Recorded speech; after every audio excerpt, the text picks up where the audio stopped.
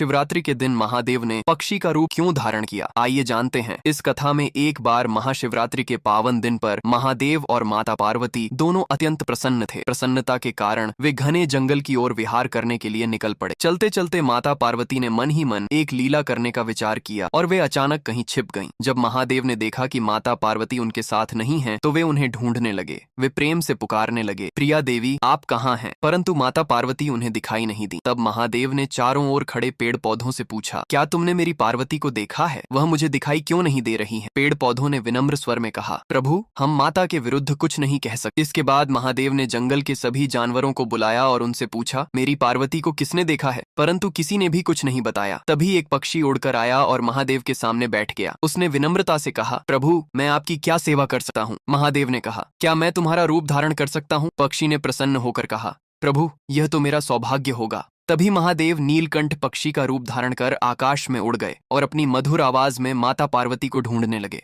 उसी समय माता पार्वती एक कमल के फूल के भीतर जाकर छिप गई। महादेव उस कमल के पास पहुंचे और बोले, देवी मैं इस फूल के भीतर नहीं आ सकता क्योंकि यह फूल आपको अत्यंत प्रिय है। यदि आप बाहर नहीं आएंगी तो मैं चला जाऊंगा। परंतु माता पार्वती ने कोई उत्तर नहीं दिया। महादेव उदास मन से जंगल की ओर लौटने लगे। जब माता पार्वती ने देखा कि महादेव सचमुच चले जा रहे हैं तो वे कमल से बाहर आईं और चुपचाप उनके पीछे चलने लगी। महादेव ने उनके कदमों की आहट सुनी और रुक गए। तभी माता पार्वती ने कहा, प्रिया स्वामी आप कहाँ जा रहे हैं? महादेव ने मुड़कर देखा तो माता पार्वती लज्जा से मुस्कुरा रही थीं। तभी दोनों ने सर्प का रूप धारण किया और घने जंगल में नृत्य करने लगे। नृत्य करते करते महादेव के मस्तक से पसीने की बूंदें धरती पर गिरने लगी। माता पार्वती ने चिंतित होकर कहा, प्रिया स्वामी आपका पसीना इस भूमि पर गिर रहा है, इससे कोई अनर्थ न हो जाए। महादेव ने शांत स्वर में कहा, देवी चिंता मत करो। तभी पसीने की एक बूंद से एक और महादेव प्रकट हुए। उन्होंने आकर मूल महादेव के चरण स्पर्श की। फिर दूसरी बूंद गिरी और एक और महादेव प्रकट हुए। इस प्रकार लगातार पसीने की बूंदों से अनेक महादेव प्रकट होने लगे। यह देखकर माता पार्वती घबरा गईं। उन्होंने कहा, प्रिया स्वामी मुझे क्षमा करें, मैं आपसे हार गई हूँ। यह कहकर वे रोने लगी। महादेव हंसने लगे और बोले, देवी तुमने तो मुझे ढूंढ ही लिया। माता पार्वती ने कहा, मैं इतने सारे महादेवों को कहाँ रखूंगी? महादेव बोले, मैं स्वयं सबके लिए स्थान बना दूंगा। काशी विश्वनाथ, अमरनाथ और अन्य पवित्र स्थलों पर मैं अपने ही रूप में निवास करूंगा। वे स्थान सदा पवित्र रहेंगे क्योंकि वहां मेरे ही अंश प्रकट हुए हैं। यह कहकर माता पार्वती ने महादेव का हाथ थाम लिया। दोनों पुनः नीलकंठ पक्षी के ऊपर सवार होकर आकाश की ओर उड़ जाते हैं और माता पार्वती बोलती है, जो भी इस कथा को देख रहे हैं उसने मेरे महादेव के लिए लाइक और सब्सक्राइब नहीं किए हैं